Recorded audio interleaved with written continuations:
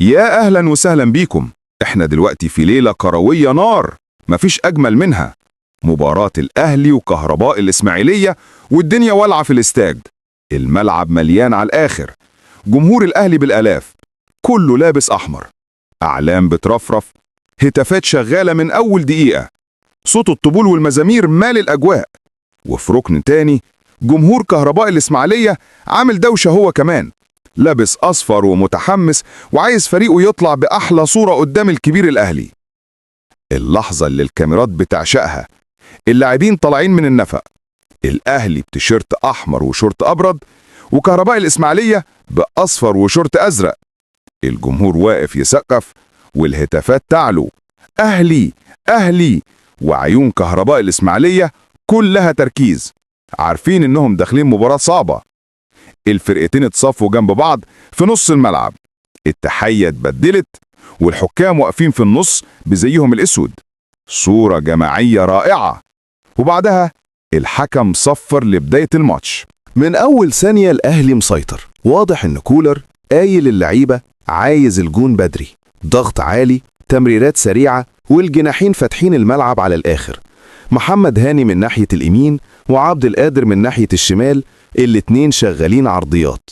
كهربة الإسماعيلية قافلين الدفاع، عاملين بلوك في النص، مستنين أي فرصة عشان يضربوا مرتدة. بس الأهلي مش سايب لهم مساحة، الاستحواذ كله أحمر. أول ربع ساعة الأهلي حاول أكتر من مرة. في الدقيقة 10 هجمة سريعة، تمريرة من أكرم توفيق لناصر ماهر ومنه عرضية خطيرة، لكن دفاع الكهرباء شالها في آخر لحظة. بعدها بدقايق كورة عرضية من محمد هاني وكوكا يقابلها برأسية، لكن الحارس تصدى. الأهلي عمال يهدد والجمهور عمال يولع في المدرجات.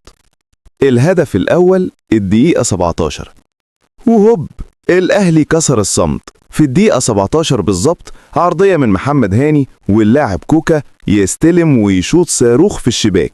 الجون الأول للأهلي والجمهور كله واقف على رجليه. الملعب اتقلب، أصوات وهتافات، الأعلام بترفرف، احتفال مجنون في المدرجات.